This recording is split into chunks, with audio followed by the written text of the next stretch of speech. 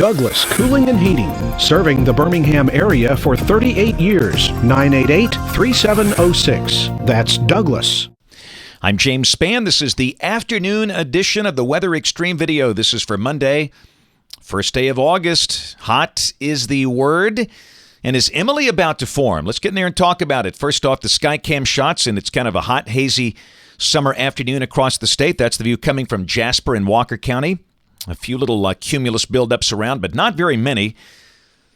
Cullman Skycam, pretty much the same scene there up in Cullman County, looking east from the water treatment facility. And Mount Cheaha, not a bad place to be. You know, it's only 87 up there at 3 o'clock, while everybody else is baking in the 90s this afternoon. I'll take that all day long. Hey, it's the Ring of Fire. Got big storms on the periphery of the heat ridge across the southern plains, and got a few around Alabama this afternoon. We'll peek at the radar, and again, this is the image around 2 o'clock, and you can see that the activity is pretty scattered in nature. The storms that are out there are, in some cases, producing heavy rain and brief spots, a little bit of thunder and lightning. Looks like some of the best lightning is down around Wetumpka in Elmore County, northeast of Montgomery. Pretty good storm, really near Mount Cheaha. You couldn't tell it from the Skycam shot there. One shower south of Fayette, and that's about it. One shower up there on top of Lookout Mountain near Fort Payne. But I'm afraid that is few in number as we have showers today. There'll be even fewer in number tomorrow and Wednesday and Thursday as the heat ridge takes over. Mostly low and mid-90s at 2 o'clock. Birmingham 94, hot spot. Tuscaloosa 98, but it's cooler to the north and east. Only 91 for Cullman, Anniston, and Gadsden. But again, the numbers are going to creep up this week. And again, some of the cities in west and northwest Alabama could see highs near 100 the next few days. That's where the soil moisture is depleted to some degree. Elsewhere, we're talking mostly upper 90s. And around the nation, the bullseye, Oklahoma City. They just can't buy a cool day out there. It's 106 at 2 o'clock. Ouch, and that's no heat index. That's the actual temperature. And again, that heat ridge is going to expand slowly in coming days and just make it hot. Look at all those boxes on the northern part of the heat ridge. High Plains, the Great Lakes, New England. There's the one for New England. That's until 10 o'clock Eastern time tonight. That includes, looks like parts of Long Island and much of Connecticut, Massachusetts, Rhode Island. And around here, just not much happening. Severe weather outlook, convective outlook for the rest of today and tonight. Slight risks well to the north. And tomorrow, slight risk around the Great Lakes. QPF chart, expected rain for the next 5 days, valid through Saturday morning at 7. Not much. In fact, again, most places will be dry through Thursday. We'll start to see a few scattered storms, maybe Friday, Saturday, Sunday, but they'll be scattered. And, of course, we're kind of watching Florida for potential tropical mischief, South Florida. Well, by golly, this thing is still not organized. We should have Hurricane Hunter data back soon from the tropical wave that's approaching the Leeward and Windward Islands that, quite frankly, most models had projected to be Emily at this point. It should be categorized soon, more than likely, upgraded. There's the rainbow floater look, infrared satellite shot. And you can see, really, it is disorganized. It's not centered really around a central dense overcast.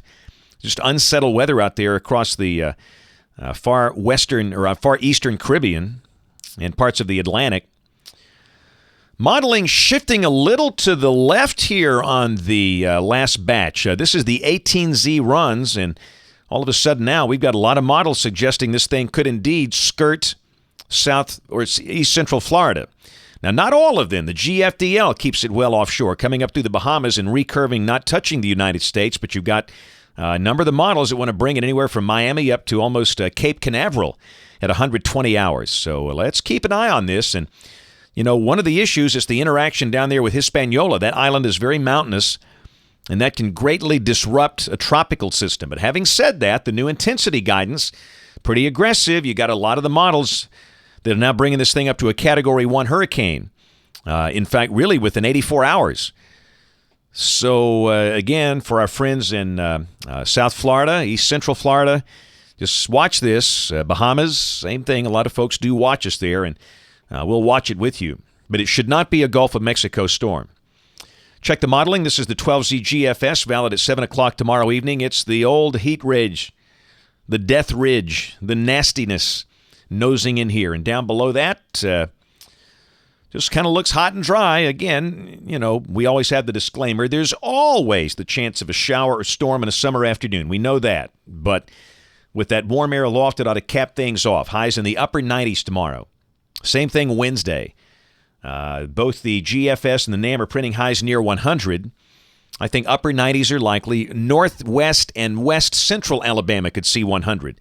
And the same thing Thursday, although model trying to show a little boundary creeping in here from the north that might kick off a shower. The GFS Moss has 101 Thursday. It's been too hot lately. Upper 90s are likely. And Friday, the heat levels should begin to ease off just ever so slightly with the little increase in moisture, cooler temperatures aloft, maybe a storm. This is suggesting the better chance over on the eastern side of the state. And Saturday starting off the weekend, just ever so slightly. Heights are coming down. Not much, but you can see an increase in convection on the surface chart.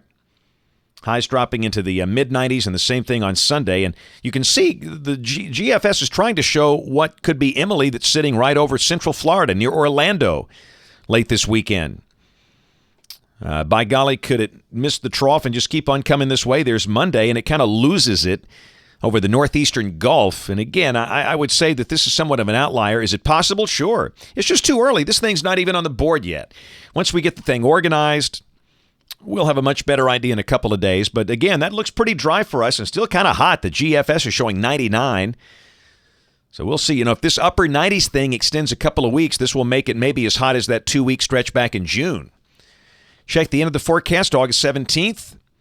Got a 588 ridge in place, and again, hot and steamy with a chance of you-know-what, scattered showers and storms. That's it for the Weather Xtreme video today. We'll have notes on the blog. The next video here by 7 o'clock tomorrow morning.